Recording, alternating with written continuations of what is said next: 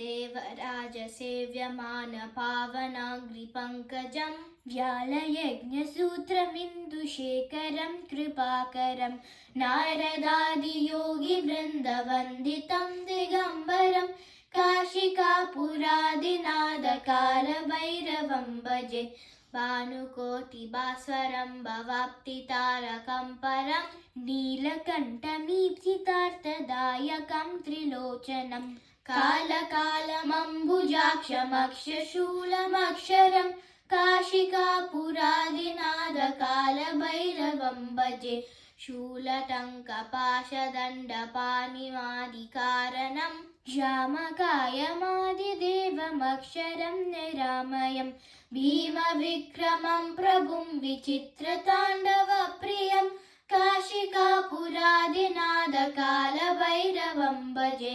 भुक्तिमुक्तिदायकं प्रशस्तचारुविग्रहं भक्तवत्सलं स्थितं समस्तलोकविग्रहं विनिक्वनन्मनोज्ञहेमकिङ्किणीलसत्कटिं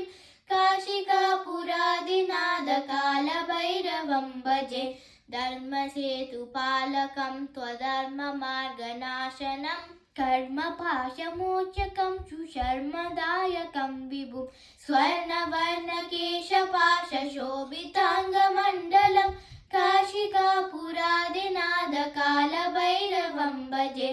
रत्नपादुकाप्रभाभिरामपादयुग्मकं नित्यमद्वितीयमिष्टदैवतं निरञ्जनं मृत्युदर्पनाशनं करालदंष्ट्रमोक्षणं काशिकापुरादिनादकालभैरवं भजे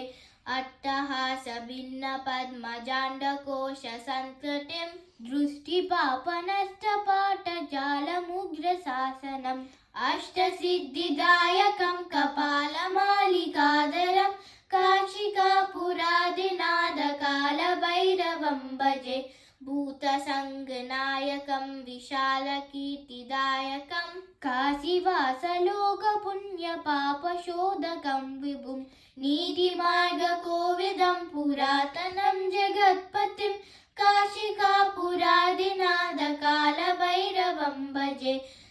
कालभैरवाष्टकं पठन्ति ये मनोहरं ज्ञानमुक्तिसाधनं विचित्रपुण्यवर्धनं शोकमोहदैन्यलोभकोपतापनाशनं ते प्रयान्ति कालभैरवाङ्घ्रिसन्निधिं ध्रुवं काशिकापुरादिनादकालभैरवं भजे कालभैरवं भजे कालभैरवं भजे ॐ